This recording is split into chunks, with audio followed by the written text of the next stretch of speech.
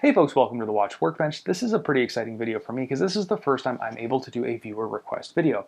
If you're watching this video right when it came out, this is a pretty new channel, and I had a comment on one of my recent videos, can you test the 1963? And that's what we're going to do at the end of this video, is test it. But before that, I want to kind of talk about kind of the weird fun history of this watch, how it came to be the watch that many of us know and love, and then we'll get to testing it. So to start out, the kind of neat history of this watch.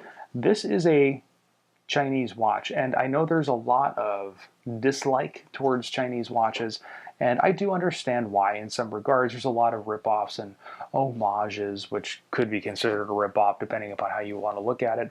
But then there's these, which is an original watch, sort of, and let me explain.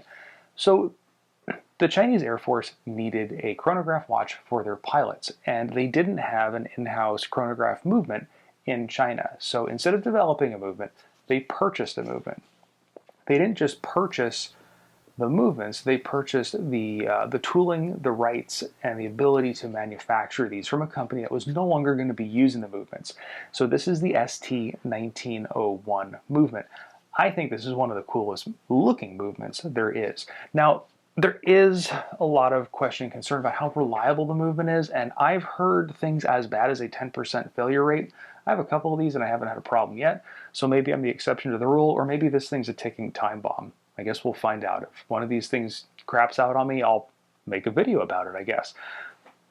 So that's how they came to have this movement and the tooling to have the movement. The rest of the watch and the design of the watch is all original. Now, what you see a lot now are not Seagull 1963s. Seagull, the manufacturer, still does make 1963s, and when you find those online, they are going to be $300 to $400, sometimes more US.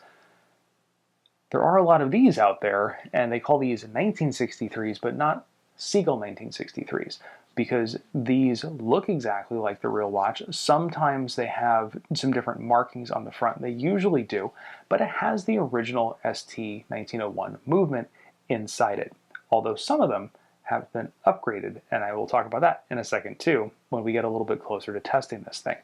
So this is not a true Seagull 1963, but it is a 1963, and there are some differences. A Seagull 1963, the original ones, did not have a clear case back. I think they went to more of a clear case back on a lot of these when they started selling these things commercially. Pilots weren't taking their watches over and flipping them over while they were flying to admire how neat everything was working inside. Nerds like me do that. So nerds like me like clear backs on our watches so we can see all the gizmos whirring around. So the newer ones and the non-Seagull ones are more typically going to have a clear case back. Now, this one also has a sapphire crystal. If I had to buy this thing over again, I would not buy it with a sapphire crystal. I would buy it with the regular acrylic glass, and that is because on this one, there's a big chrome ring around it, and it doesn't have that nice domed top to it the way the original vintage ones did. It does have a nice look to it, but it doesn't look vintage, and if you're going for this watch, you're already kind of going for that vintage look. I think that ring kind of spoils it. So if I had to buy one over, I would get it with the acrylic. Speaking of that, if you're watching the video when it came out, there's a sale right now going on, and these things are as cheap as I have ever seen them. So I will have a link down below, and prices change, but I'll try to keep that updated the best I can. But right now there's a smoking price online if you want to check it out. So that's kind of the neat history of these things. But now we're going to throw it on the time grapher and see how it's performing on that. But I do want to mention one thing. You will notice sometimes when these things are for sale, they have them with a standard movement, and then they'll also advertise it with a gooseneck. And what the gooseneck is that more allows you to finely adjust the watch. Now, if you've ever adjusted a watch before, you go in there, and I usually use a piece of pegwood so I don't scratch anything. There's a little lever you've got to push back and forth, and you move that lever just a hair and it can make a massive difference in time and timing of the watch. So there's this game of pushing it back and forth and too fast, too slow, too fast, too slow.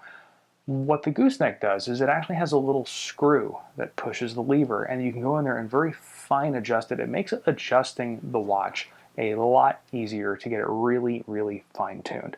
This one does have a gooseneck in there. I can't honestly say I'm ever going to pop this thing open and try to adjust it, I don't know, maybe I could if I wanted to. But right now let's get on the time grapher and see how this thing's performing.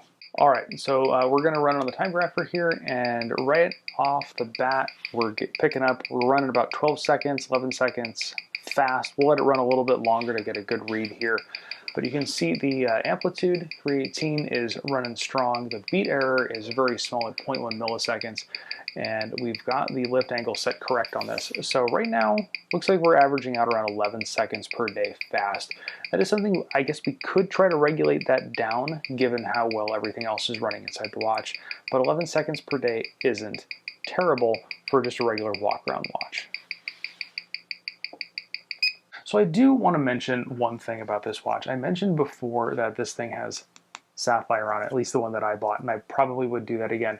But when I bought this thing, bought the whole mess. I bought it with the sapphire glass, the gooseneck, swan neck thing in there, and then I got it with 3 different straps or bracelets. It came with the NATO strap, which is the typical one you see on these watches. It came with a leather strap and a metal bracelet. I already covered the acrylic versus sapphire thing. The little gooseneck, swan neck thing, that only really matters if you're gonna go in and try to adjust the watch. And even though that's the kind of stuff I like to tinker with, I don't honestly know if I'm going to. This thing's only running 10 seconds off a day. I'm not that worried about it. So it's kind of an extra couple dollars that you'll spend, and you may probably never, ever, ever use it. So I wouldn't do that over again. And the bracelets, these things really look at home on a NATO. This is how you always see them. I think they look great on NATO straps. The leather strap it looked good on, but the leather strap that they sent was cheap. And the metal bracelet, even cheaper.